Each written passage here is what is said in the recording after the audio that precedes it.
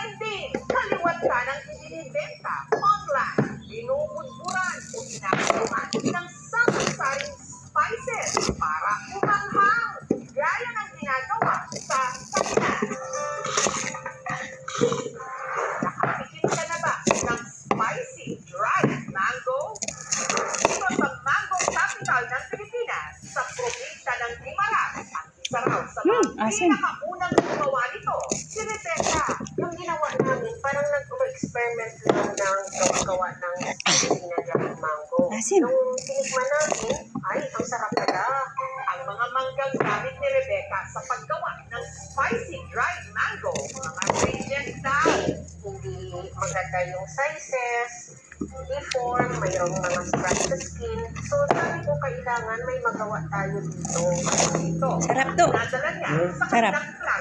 Pinakaturo natin dahil nagagamit kami ng reject 48 hours bago siya ipaprocess. Sa dried mango, 20% na may asim at saka 80% ang tamis.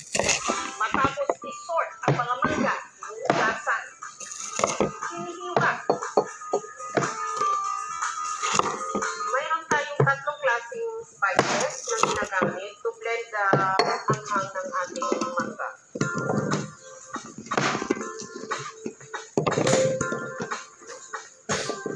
Ipapasteurize natin siya to disinfect ang ating mga slices para na hindi siya mabutukan. Ito ate ang magandang negosyo, ano?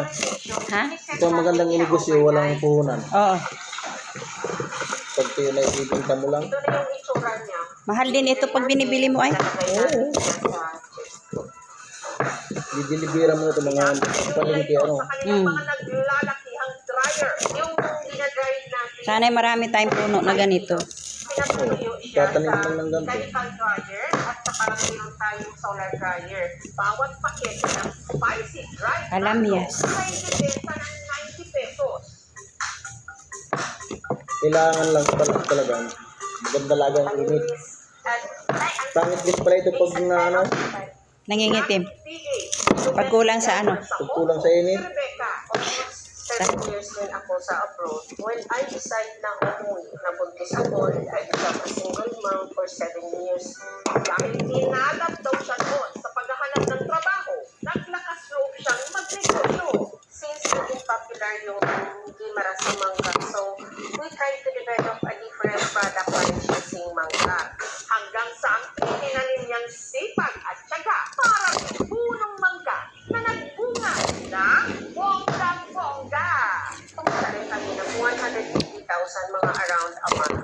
Salamat sa mangga, nakapagpundar na siya ngayon ng sarili planta at mga sasakyan na pagtapos niya rin sa kwento ang kanyang mga anak. I was invited to speak with the OFW.